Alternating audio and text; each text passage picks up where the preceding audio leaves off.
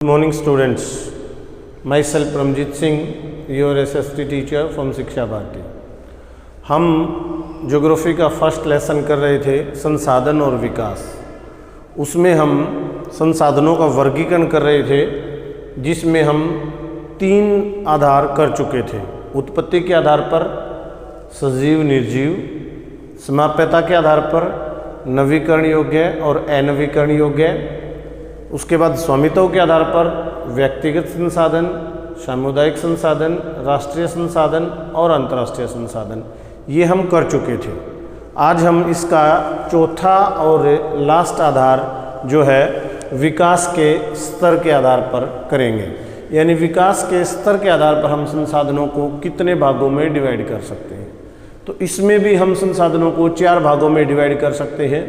सबसे पहला संभावी संसाधन, सेकंड विकसित संसाधन, थर्ड भंडार और फोर्थ है संचित कोष। तो सबसे पहले संभावी संसाधन। संभावी संसाधन कौन से होते हैं? जो संसाधन विद्यमान हैं परंतु उनका उपयोग नहीं किया गया है या सही ढंग से नहीं किया गया है, जैसे पवन ऊर्जा या सौर ऊर्जा। यानी ये संसाधन विद्यमान तो हैं हमारे पास, पर्याप्त मात्रा में है।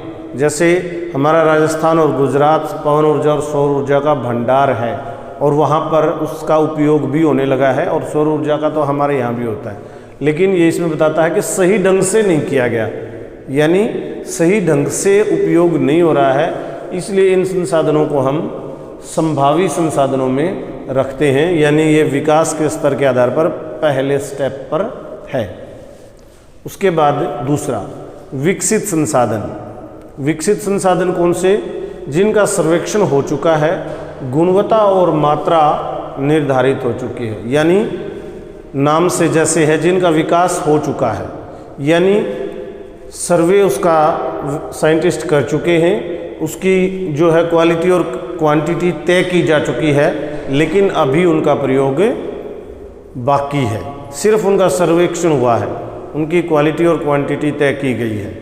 तो ये सेकंड स्टेप विकास के स्तर के आधार पर। थर्ड स्टेप भंडार।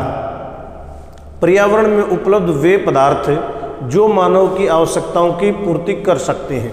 यानी कि ये वो अन्य हैं जो इन 2 के अलावा हैं, जो भविष्य में पूर्ति कर सकते हैं। अभी उनका ना सर्वेक्षण हुआ है, ना उनकी क्वालिटी तय हुई है। भविष्य के लिए हैं ये कि भाई हैं ऐसे जो भविष्य में कर सकते हैं, उनको हमने भंडार में रखा है। फोर्थ है संचित कोष। एक्चुअली में ये भी भंडार का ही एक सब पार्ट इसको कह सकते हैं, लेकिन हमने फोर्थ में अलग से ले लिया है। यह संसाधन भंडार का ही हिस्सा है, परंतु इनका उपयोग अभी आरंभ नहीं हुआ है। भविष्य में इनका उपयोग किया जा सकता है, यानी कि इनका भी आरंभ अभी नहीं हुआ है, इसलिए एक प्रकार से ये भंडार का ही सब पार्ट है। तो ये 4 स्टेप है या 3 स्टेप कह सकते हैं। संभावी संसाधन, जिनका जो विद्यमान है उनका उपयोग नहीं किया गया है या सही ढंग से नहीं किया गया है। विकसित संसाधन, जिनका सर्वे हो चुका है, उनकी क्वालिटी और क्वांटिटी तय की जा चुकी है। और भंडार, जो पर्यावरण में उपलब्ध हैं लेकिन भविष्य के लिए हैं। और ये संचित कोष, ये भी भंडार का ही एक प्रकार है।